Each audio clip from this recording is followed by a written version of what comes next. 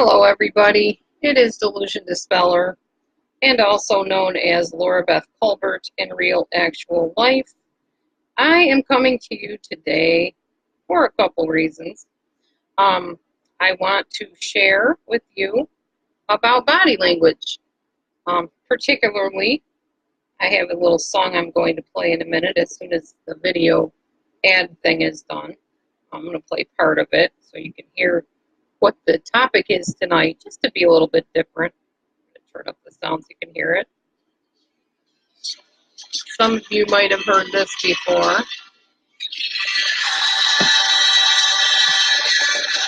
And it's very appropriate because the topic tonight is body language of the narcissist, or maybe some other abusive people, not just narcissists. But we're talking about body language tonight.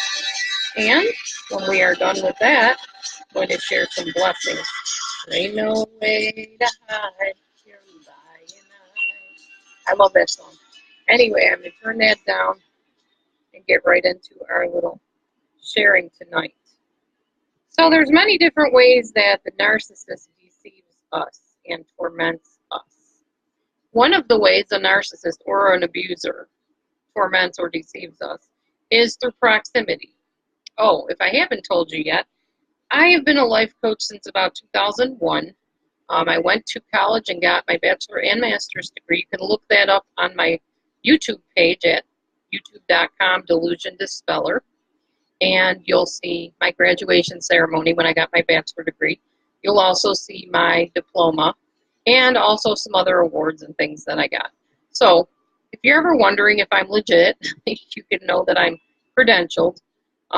Anyways, I just did that purposely, went to college so that people would feel safer and more secure opening up to me and sharing things with me because I want to help them. That's what I'm here for. Anyhow, so the first thing we're going to talk about is proximity. Proximity, a narcissist uses how close they get in your bubble. Everybody has a personal space. I have a daughter that'll say to you, "You're too close, you're in my bubble." People normally, at least the people I know, do not like to be intruded upon. They don't like you like moving in on them too close. But a narcissist will purposely do this. Why? Because it's basically him subtly saying, or her, saying, fear me, be uncomfortable, be afraid. I'm not afraid to go past your bubble. You don't intimidate me, but I do intimidate you, and that's my intention, is to make you squirm and make you obey me and make you uncomfortable. So what better way to do that than intrude on your space? So it's kind of like saying, be afraid, be very afraid. All right. The next thing is throat clearing. Like that. Sometimes mothers do this with their children if they're in a public place and they don't want them acting up to go. Well, a narcissist does this to manipulate you. And usually it's followed by the glare, this thing, where they look at you like up towards the top of their eyes and they just glare at you like that. It's kind of creepy feeling, so I won't keep doing it. But basically, the ahem is followed by that glare or sometimes a head nod. Kind of like, like that. I can't really do a head nod, but it's kind of like nudging the top of your head, like, do what I tell you to do now or else type of thing. So it's kind of a way of saying you're getting out of line or straighten up. Do what I say. You know, make sure you're toeing the line and not embarrassing me or whatever. Finger or foot tapping. Now, you can't see my foot, obviously, and I'm not going to move this computer because it's cooperating finally. But, you know, finger tapping like that. Or tapping your foot. The narcissist is basically saying, you better get moving, hurry up, don't make me wait for you. They don't like waiting when they want to do something and accomplish something they like. Then they don't want you keeping them lingering. Hands on the hips is another one. Now that I can kind of show you. Hands on the hips. And they're basically saying, you better watch yourself or don't you dare. Like they'll glare at you like this with this angry look on their face. Like, don't you dare do that. I can tell you one instance where this happened with me. She didn't put her hands on her hips, but the narcissist dad wanted me to play him on the keyboard that I brought to her house. And she gave me this look like, don't you dare. Don't you do it. Because she hated him. She hated the fact that her dad was so old-fashioned and like gospel-y kind of. She was into more of the contemporary stuff. So she kind of glared at me and was like, don't you dare, don't do it. Now, it was kind of hard because she was my mentor, but he was her father.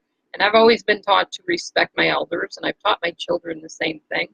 So I had kind of been in between a rock and a hard place, you might say.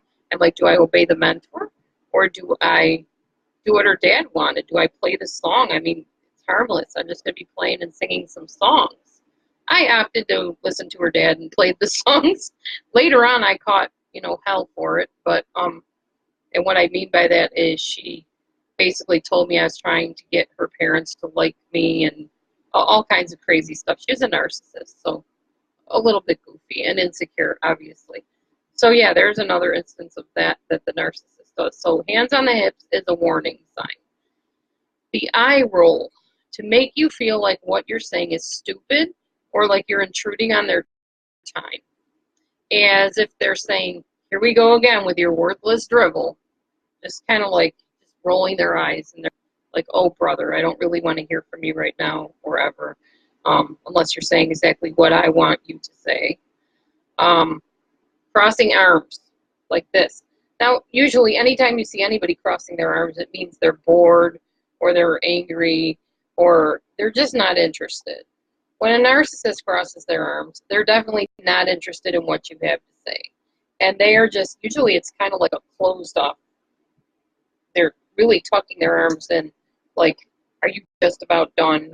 I really don't care about that. Which they don't care about anything but what they want to care about, which is pretty much being praised and worshipped and adored. So anything that matters to you, you might see them go like this in the middle of it. Like, who cares? Whatever, get on with it. Sometimes they'll go, whatever, get on with it, or talk. You're just talking all the time. Nobody's listening. In fact, I remember seeing this scene in a movie where the guy says to the other guy, this is what you're doing, and this is what I want you to do, or something like that. So it's just the narcissist's way of shutting you up by just acting like they don't care. Fake hugs, that's another thing. There is no genuine connection or warmth in this type of a hug. It's kind of like, and it's hard to do to myself, but pretend there's a person standing here, and this is their back. It's like this. You come around and you just pat, pat, pat type of thing. Now, my daughters and I used to have this little jokey thing that we did. There was a person that we knew in a church who would hug everybody because that's what ministers do in a church. And, well, at least in our type of church. We would say, did you get your hug today? A certain type of hug. But we knew when we said this that it was that pat, pat, pat, very patronizing, basically saying, I am a minister and this is what I have to do. It's expected of me, but I really don't want to touch you type of feeling. And it's rude. But narcissists do that a lot.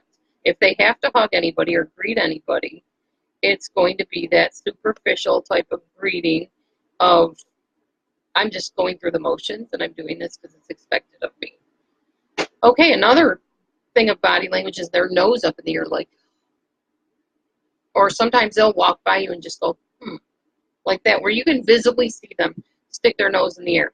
Okay, this same person with the superficial hugs, which I'm pretty convinced she probably is a narcissist, did the same thing with the nose in the air. I had gone to a church function, and I had confronted some things with her and her husband that they didn't want to be confronted on. And basically, when I went and showed up to the church meeting, she came in the room, saw me, and literally turned her nose up in the air and walked the other way. Narcissistic, for sure. When you snub your nose at somebody like that, that's definitely a type of obvious gesture of, I can't be bothered with you type of thing. Looking away is another thing. You're talking and they're looking away or they're doing anything but listening to you. That's narcissistic. Now, I'm not saying that every time somebody isn't listening to you or, not looking directly at you that they're not paying attention, because that's not necessarily true. But we're talking about a narcissist here. And remember that the narcissist is always about one thing, which is narcissistic supply.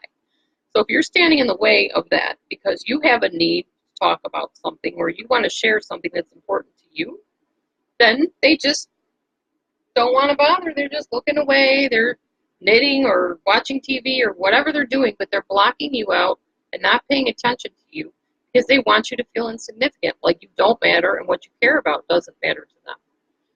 Another thing, they touch their neck or their ears. Usually that means nervousness.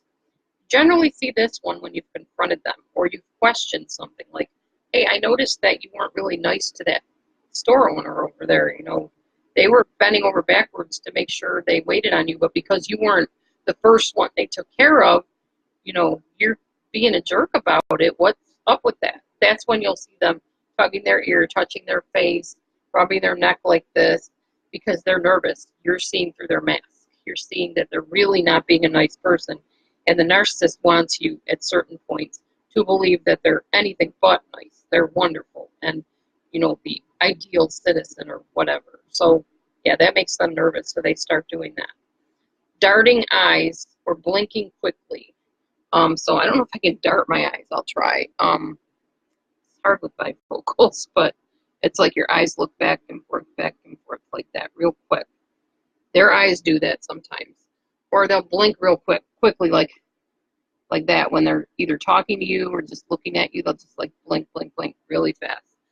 That means they're being deceptive. They're lying to you. They're trying to hide something. They're telling you something that's not true, and they don't want you to know it. All right, the next thing. Closing their eyes longer than normal. So that means they're talking, they're telling you something, they're explaining how something went. This could be like when they're trying to gaslight you and tell you something didn't happen the way you're sure it did. They'll do this thing where they'll be like, well, you know, I think you just misunderstood that. I think really it happened this way. Did you see me close my eyes like for a prolonged period of time? The reason they do that is they know the eyes are the window to the soul. And I remember talking to the one narcissist in my life about that, about the fact that you can really tell who a person is by looking into their eyes. So this person, as a result, would not let me see her eyes because she realized that if I could see her eyes, then I knew what was really going on. She was always very nervous about me knowing who she really was.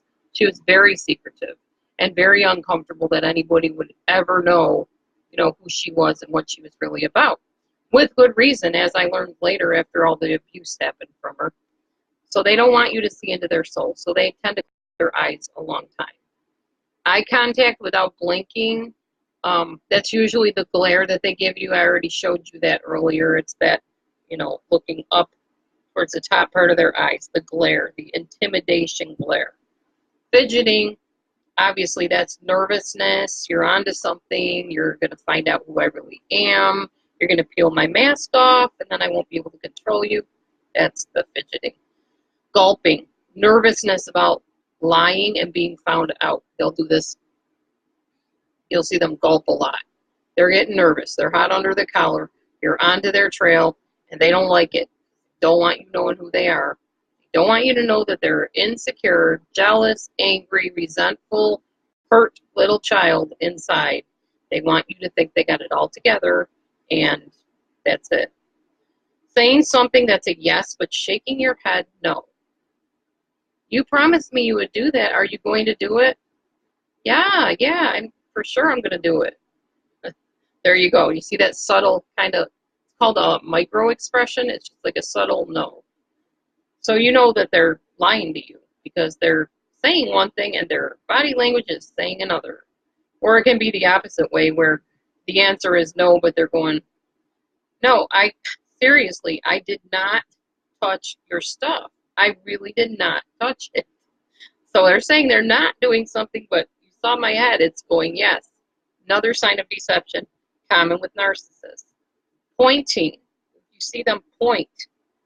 You, blah, blah, blah. And even if they don't say you know if they're pointing, it's an accusation. They are putting blame on you. That's just how it is. Forgive me for pointing because it's really rude. But narcissists are rude. They're tactless. They don't care about you. They don't care if they hurt you. They don't care if they messed up your job opportunity. They just plain don't care. All they care about is their supply source. All right. The next thing is steepling. Now, everybody has seen this, I'm pretty sure. It's this thing. I've done it too on my videos. It's supposed to make you look like professional and together and like you know what you're talking about. But if a narcissist does this, like I knew a guy that I'm sure was a narcissist. He interviewed me for a bank job where a friend of mine worked. He did the steepling thing. And he also sat back in his chair like this and just kind of went like that, or kind of folded his fingers like that. It was kind of to make me feel like I'm the one in charge, I'm in control, I can make you or break you type of thing. And he didn't hire me, which was fine. I didn't really care, but that steepling thing is a power posture. And a lot of people do it. In fact, a lot of these gurus that put out diet videos will do the steepling. But it's not always a bad thing. Steepling does make you look more professional, like you're more sure of yourself. It also relieves nervousness. It gives you something to hold on to if you're a fidgeter, like I am. Rocking is another thing where they just kind of, it's another way of invading your space, but it's more of a subtle way.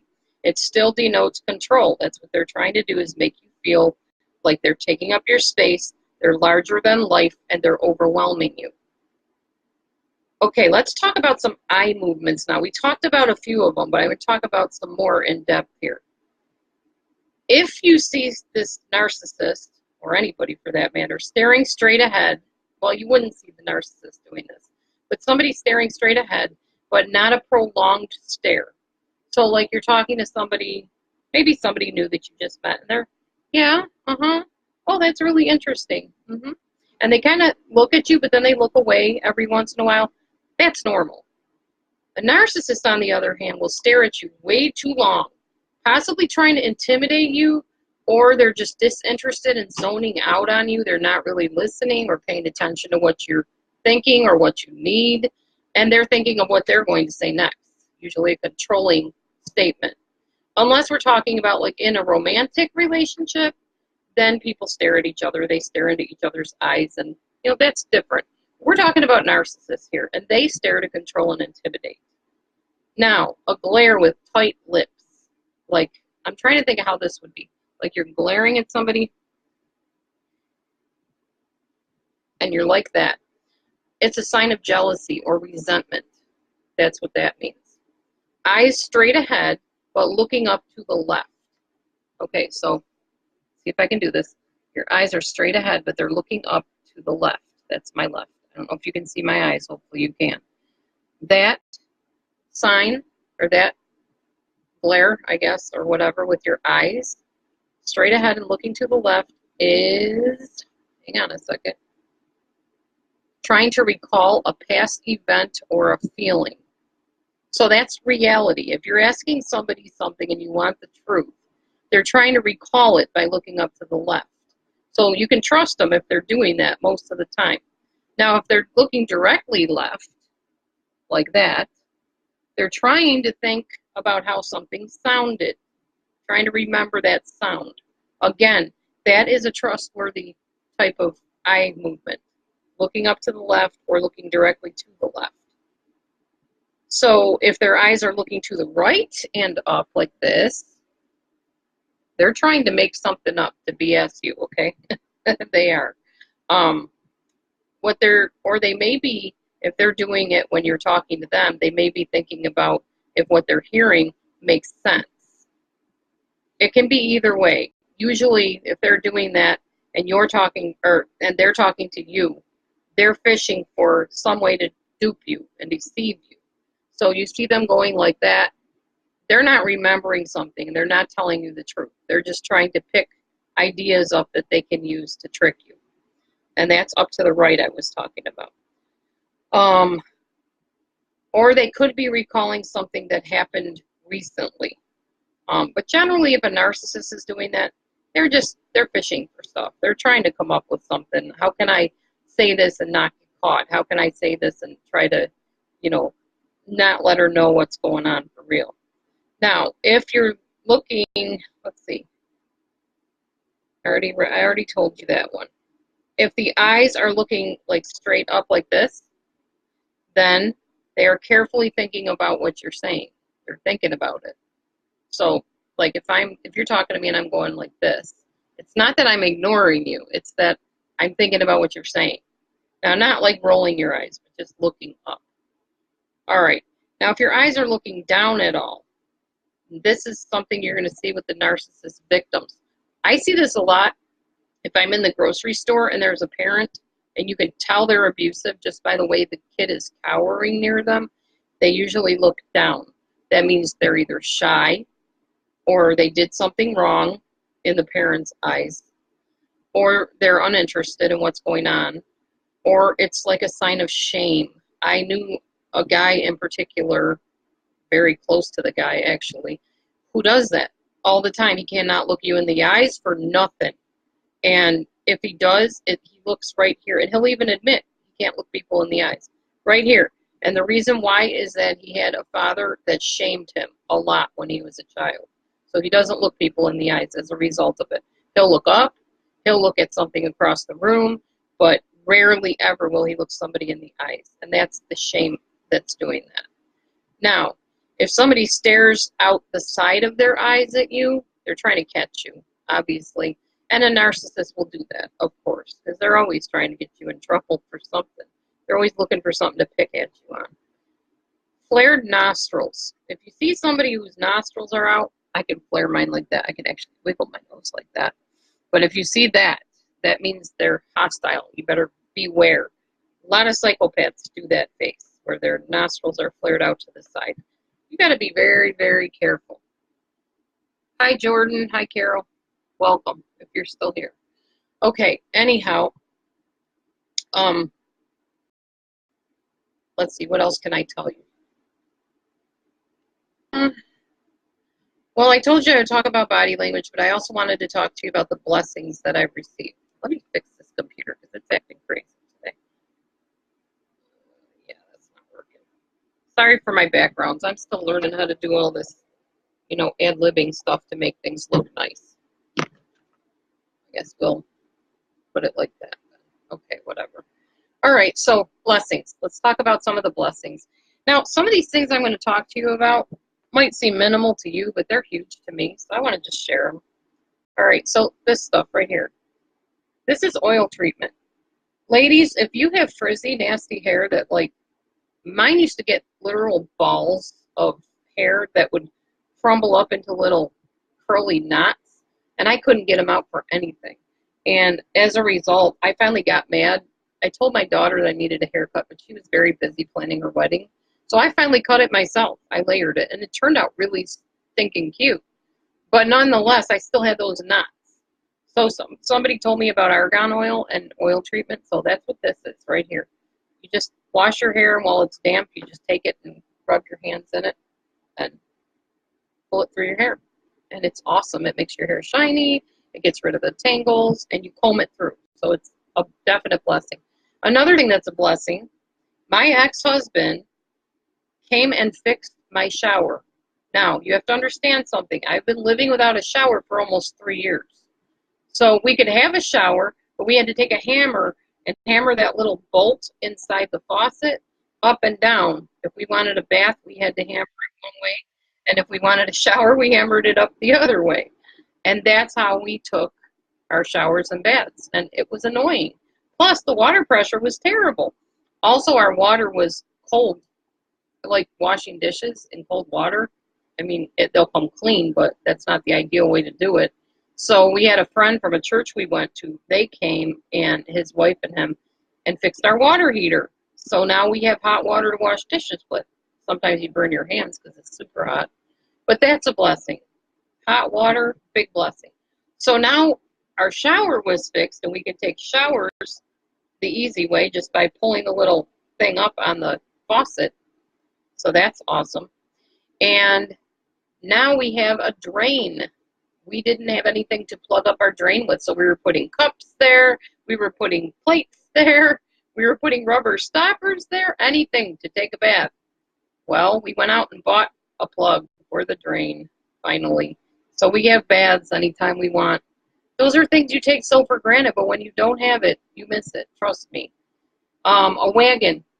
We got a wagon from my ex-husband a while back. We use that thing for everything. We go to a food pantry, and we can take the stuff right out of the car and put it in the wagon and drag it right over to our house. Awesome. Like I said, this is stuff that you might be thinking, what? What is she thanking God or being thankful for that for? That's no big deal. It's a huge deal to us. Anyhow, so the wagon was a blessing. My husband has a new job. That is definitely a blessing. So he's been working at that training, and he's going to be starting Taco Bell very, very soon. Well, he's been started training. He's getting paid training, but he's also starting and getting good hours. So we're happy. That's a blessing for sure. I'm trying to think. There were a couple other things I wanted to share. Oh, this pan. I've got to show you this pan. Because if you don't have one, you need to get one. This right here. This pan. Forget what it's called. But it's awesome. Look at the little, I don't know if you can see it. There's like little diamond things on the bottom, diamond-shaped etchings. Nothing cooks as good as these pans, except maybe cast iron, which that's my next endeavor is to get a cast iron pan. So that's another blessing. Another blessing is the 12 Tribes documentary that's coming out in December. They just had one. They featured them briefly on A&E the other night. But there's a gentleman that's actually going to interview people that are there now at the cult and also people that have left the cult. So we're going to get more of a balanced idea of what's going on and what the problems are. And I think something might get done about the abuse that's happening. So I'm really, really blessed about that. A church moved really close to my house. That's a blessing. I don't know if we're going to go there or not. I'm not sure yet. But it's nice to know there's one that close, like literally down the street. So that's cool. I finished my daughter's presents for graduation and also for, what do you call it, her birthday and her going away gift. So I've got that all ready. We're having a party tomorrow for her, a big party, and it's going to be wonderful and fun. So I'm blessed for that too. My course is coming along, my e-course that I told you about. Coming along. I got one more part to do on it, and then I have to consult with my cousin to get the whole thing put together. And hopefully that'll be for sale very shortly and very reasonably, hopefully. We're going to keep the price reasonable so everybody can get one, and it'll be definitely worth it. My keto recipes are definitely a blessing. I'm back on keto now. I think this is like day 6 or 7. I'm doing really well. Oh, I had to tell you about this. There's this thing called Workout Warriors, I believe, and they had 4 videos, and they put them out like once a week, and they're very informative, awesome videos. And I learned a way to do keto that guarantees that you lose weight. You do keto for 12 days, the 13th day you have a cheat day, and the 14th day you do intermittent fasting with keto, and you lose more weight. So I'm on that. I'm trying that now. And we'll see how it goes. You got to keep your carbs around 50, he said, 50 or less. So I've been aiming at that. I also found Body Groove. If you don't know what it is, look it up. Body Groove is an exercise program, and it's a lot of fun. It's not difficult. If you like dancing, it's definitely for you. So I do my Body Groove, and I do like some other exercises. I found a really good stomach exercise to do and some sit-up type exercises that are really good for your belly and your legs, and so I'm getting in shape and everything. I don't know what else there is to say. Does anybody here have anything to add? Any questions, comments, whatever? I will wait a few seconds, and if not, I will close, because that was all I had to share. Thank you, everybody, for being here. Thank you to all my viewers and my fans and the people that care about me and encourage me and just keep in touch with me in general. Without you, I wouldn't have a channel, like I always say. As always, eyes wide open, moving forward. My motto, make sure you're looking at things objective. That's what I mean by eyes wide open, objectively. And moving forward means just keep on going forward. Don't let the narcissist hold you back. Don't feel stuck. Keep on moving. Anyhow, on that note, I guess I will close. I thank everybody for being here tonight for my live show, and I will see you again next week with a different show. Have a great one, everybody. Leave me comments, questions, whatever. Give me a thumbs up, a like, and subscribe if you haven't yet to my channel at youtube.com/DelusionDispeller. Have a great night, everyone. Bye for now.